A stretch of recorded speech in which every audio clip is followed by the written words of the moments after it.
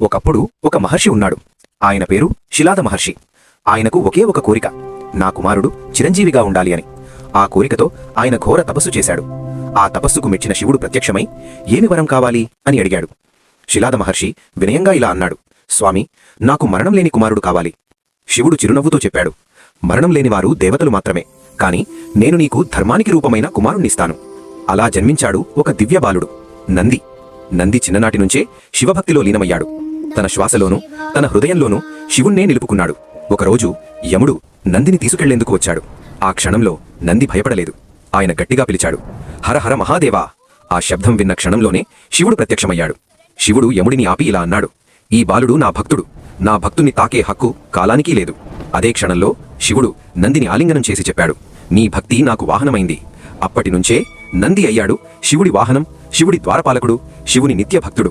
అందుకే ఈ రోజుకి ప్రతి శివాలయంలో నంది శివుడి ఎదురుగానే కూర్చుంటాడు. భక్తులకు చెప్పే సందేశం ఒక్కటే, భక్తి ఉంటే దేవుడు ముందే ఉంటాడు. ఫ్రెండ్స్, హర హర మహాదేవా అని కామెంట్ చేయండి. ఇలాంటి మరిన్ని అద్భుతమైన పురాణ కథలు, మనసును తాకే దైవ కథలు వినాలంటే ఇప్పుడే వీడియోకి లైక్ చేయండి మరియు ఛానల్ని సబ్స్క్రైబ్ చేయండి.